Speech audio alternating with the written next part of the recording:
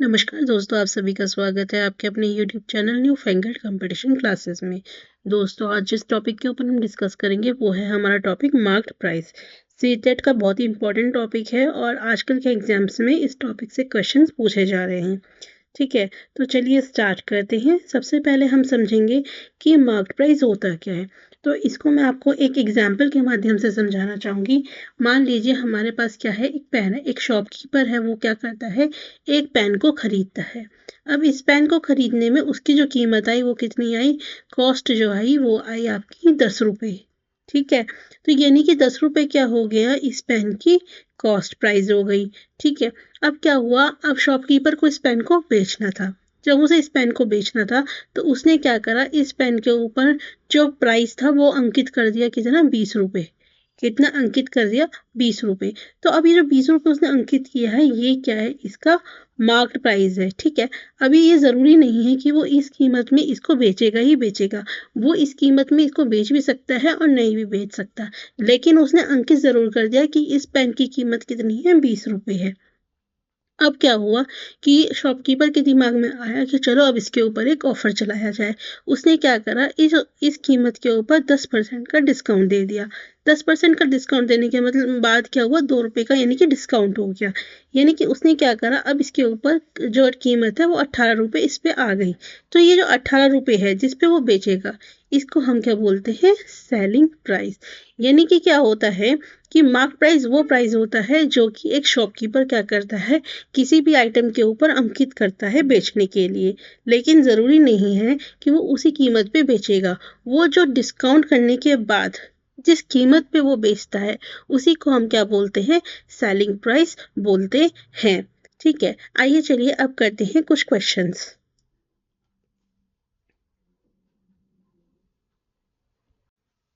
So friends, हम इस topic को कुछ क्वेश्चन के माध्यम से समझेंगे। ध्यान से समझिएगा।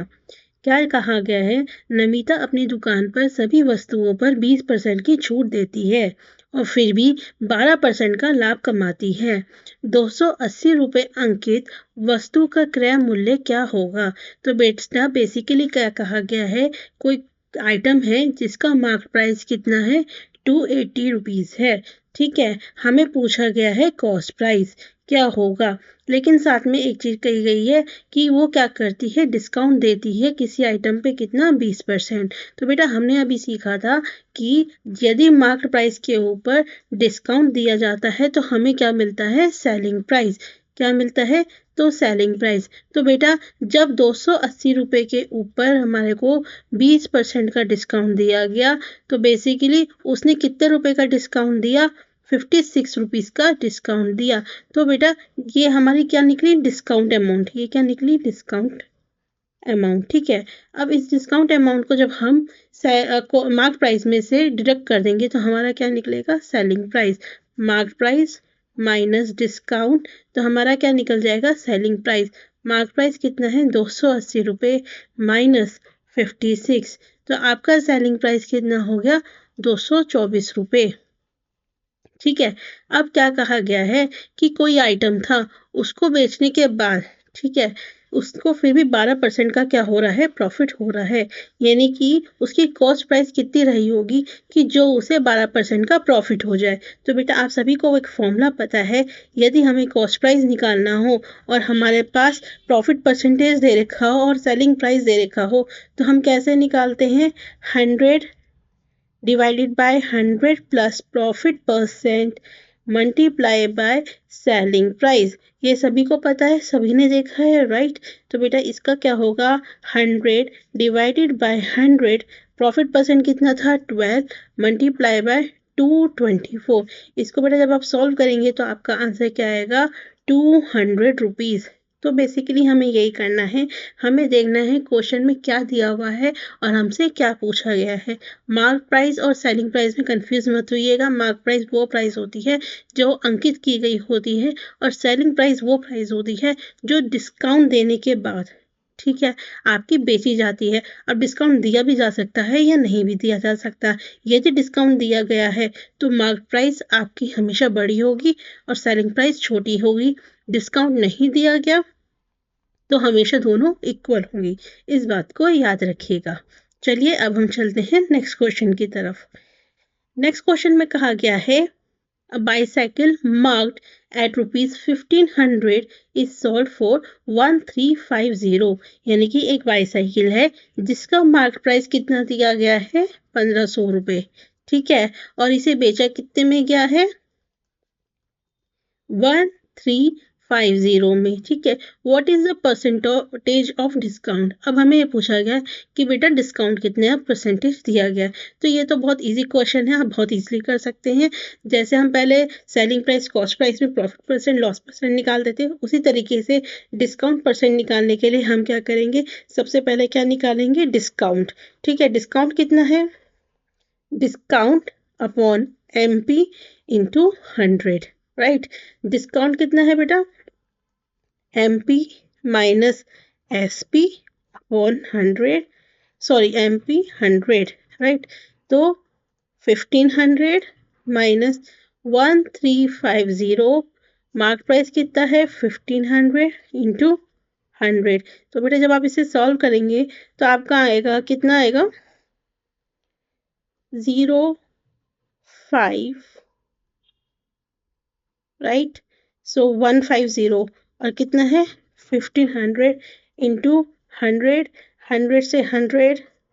सो बेसिकली बेटा इसमें कितना डिस्काउंट दिया गया है 10% का डिस्काउंट दिया गया है। तो आपको इसी तरीके से अपने लॉजिक लगाने हैं और क्वेश्चंस को सॉल्व करना है। एक और क्वेश्चन के माध्यम से समझने की कोशिश करते हैं। A shopkeeper allows a discount of 10% to his customer। एक दुकानदार अपने ग्राहकों को 10% की छूट देता है और फिर भी 20% का लाभ कमाता है। एक वस्तु का अंकित मूल्य ज्ञात कीजिए जिसकी कीमत दुकानदार को 450 रुपये है। ठीक है, ये क्या कहते हैं, एक शॉपकीपर है, उसको वो क्या कर रहा है 10% डिस्काउंट देता है कस्टमर को, फिर भी प्रॉफिट कितना ले रहा है 20%। ठीक है, हमें बताना है उसने कितना अंकित किया होगा मूल्य। अब हमें क्या निकालनी है मार्केट प्राइस। ठीक है, article which cost 450 to the shopkeeper, जिसकी कीमत उसे कितनी पड़ी 450 रुपीज। देखिए जो हमने पहला क्वेश्चन किया था उसमें हमें कॉस्ट प्राइस निकालनी थी, अब हमें क्या निकालनी है, हमें मार्केट प्राइस निकालनी है।